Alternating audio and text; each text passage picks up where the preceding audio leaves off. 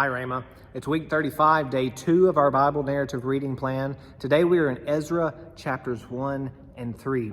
Yesterday we saw the famous story of Daniel in the lion's den. Remember that Daniel is still in exile. He is there now under the control of Persia with King Darius, but remember that could be his title, and his name is actually Cyrus, or another name for him is Cyrus. So when we come to Ezra chapter 1, we see reference to King Cyrus, king of Persia, but this is the same man that we just saw in Daniel chapter 6. And what did we see at the end of Daniel chapter 6? We saw what at least looks like Cyrus's conversion. If not a true conversion, a true faith in the one true and living God, we see that he certainly has favor on Daniel. And Daniel has God's hand resting upon him. And so we see here in Ezra chapter 1 that even as God's people are in exile, God is working, and he stirs up the spirit of Cyrus, king of Persia.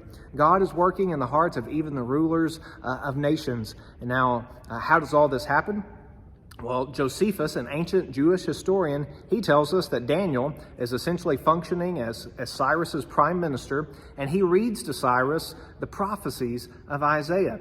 And when Cyrus hears the prophecies of Isaiah, Cyrus is moved in his heart. Again, possibly because he's come to trust the God of Israel. But regardless, for whatever reason, whether it's just sympathy toward Daniel and his people, Cyrus issues a proclamation that they're going to go home. They're going to be released from exile. They're going to go back to their homeland.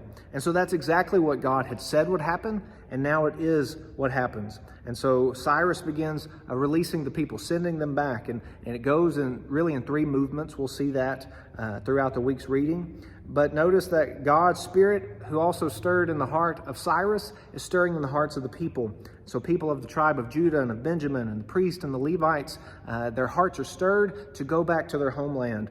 And we see that Cyrus gives them back all the vessels, all the silver and gold that Nebuchadnezzar had taken from the temple all those years earlier. Chapter 2 gives a summary of that, but we're skipping over to chapter 3. We see that they rebuild the altar, they rebuild the temple. Things are wonderful. God has been faithful to keep his promises. They sing according to the instructions of David.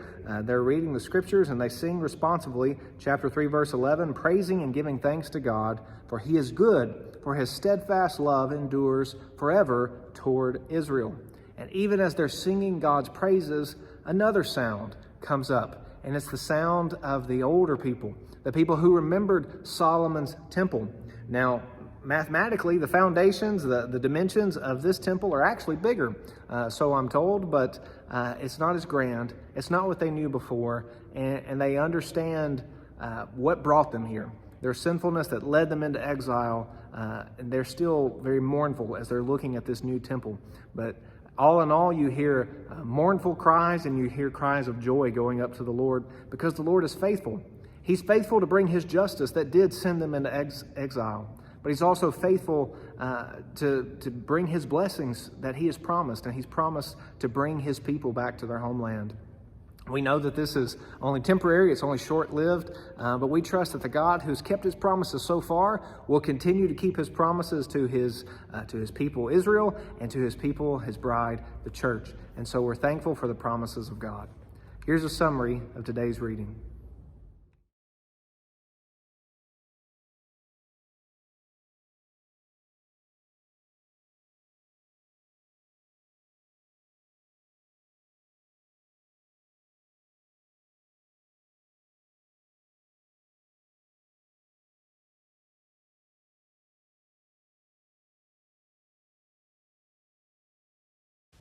For more information, go to tunemyheart.org.